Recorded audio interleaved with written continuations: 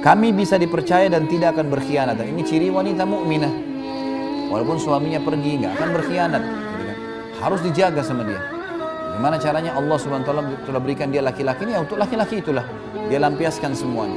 Dan ingat, jangan terpengaruh hanya dengan casing saja. Ya.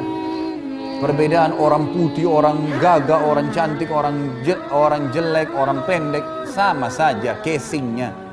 Ya. Itu sama saja.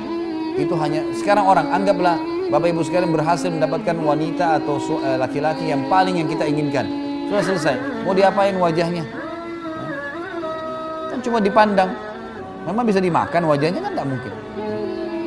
Artinya kalau Allah kasih alhamdulillah. Tapi kalau enggak, banyak orang selingkuh. Kenapa? Karena masalah casing ini.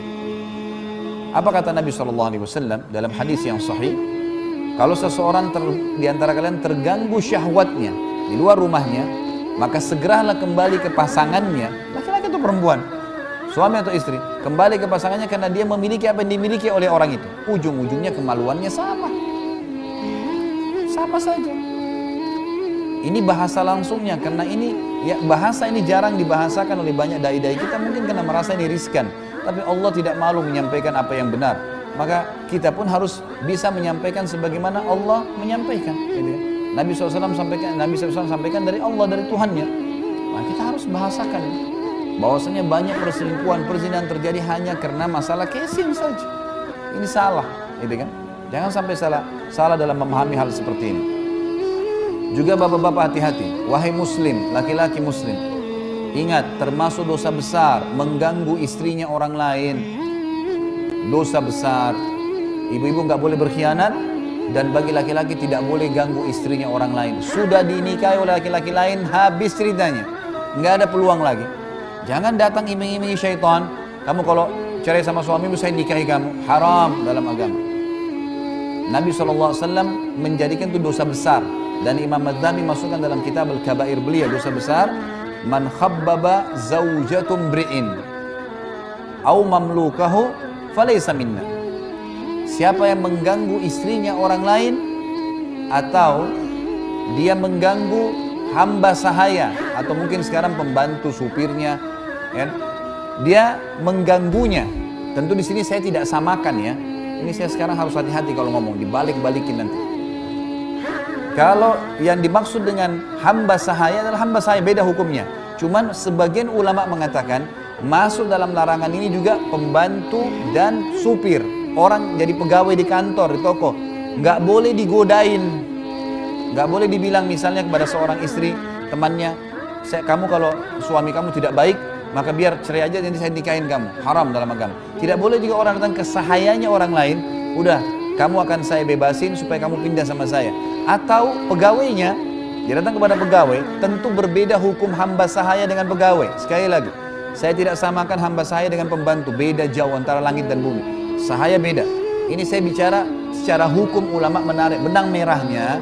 Kalau ini juga terjadi, seseorang tidak boleh berkata pada pembantu seseorang. Misalnya ibu-ibu datang ke rumah temannya, lalu dia berkata kepada pembantunya, dia lihat rajin, masuk ke dapur, kamu mau nggak dikasih gaji berapa? 1,5 juta. Mau nggak saya kasih 2 juta pindah ke saya? Haram dalam agama. Nggak boleh ngerusak hubungan seseorang dengan orang yang sudah ada akad dengannya. Pegawainya, supirnya, pembantunya, haram dalam agama. Kata Nabi SAW, bukan dari golongan kami. Makanya Bapak Ibu sekalian, ini bahasa saya jelas. Kata kunci supaya tidak terjadi perselingkuhan dan salah, jangan konsultasi masalah agama kecuali pada ahlinya, para ulama, bukan teman, apalagi temannya suami.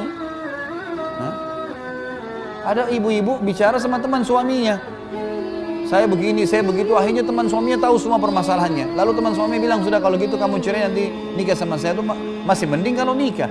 Permasalahannya terjadi perselingkuhan, zina, ya, nggak boleh. Curhat itu menyampaikan permasalahan. Curhat pun Bapak Ibu sekalian mengenai hukum halal haramnya Allah.